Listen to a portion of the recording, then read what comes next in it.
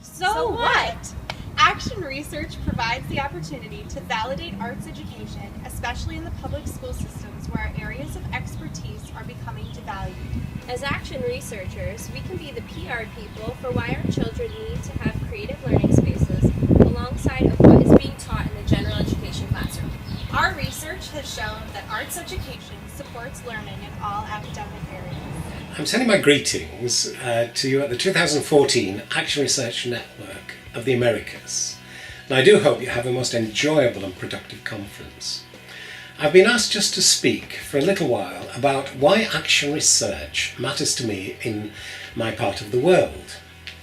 And I very much would like to do this because I started explicitly using action reflection cycles in 1976 in a project about improving learning with 11 to 14-year-olds in mixed ability science groups. And I've put the results of this and my future writings in actionresearch.net, and you can access these in the Jack Whitehead's writing section. Now, why it matters so much to me is that I found a way through action research of enabling both myself and others to research their own practice in questions of the kind, how do I improve what I'm doing? And this was in stark contrast to the kind of research I was studying at London University's Institute of Education, first for my academic diploma and then for my master's in psychology, where no matter how much I tried to apply the theories of philosophy, psychology and sociology and history to my practice, I had to generate my own valid explanations of educational influence in my own learning and the learning of my students. Hence my commitment to develop action research in my part of the world. But when I think of my part of the world, I'm also conscious that I now try to develop what we call living global citizenship, which has taken me into many parts of the world to promote action research. And I do hope, in relation to the Action Research Network of the Americas, that you will focus on action research and improving your own practice in your own contexts from a sense of personal responsibility, but you will also accept, through your social responsibility, a desire to actually improve the social formations in which we all live and work. So let me once again wish you a really enjoyable and productive ARNA conference. Why are we so passionate about action research?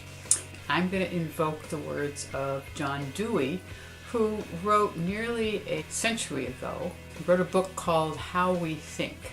So he says the way the educated mind, the way the trained mind works, is that when it finds a problem, it doesn't just try the first thing that comes to mind, but instead evaluates the promise of different possible solutions, and then puts in place one of these solutions, watches what happens, reflects on it, uses that information to help determine what to do in the next situation.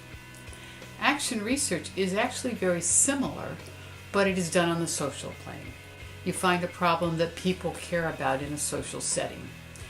You look at promising solutions, but with others, both in the setting, and you also look across settings. So you look at what other people who have worked in other settings that are similar have written, the research that they have published, the theories that they have generated, because all of these help provide evidence, clues for what will be the most promising solution in your setting.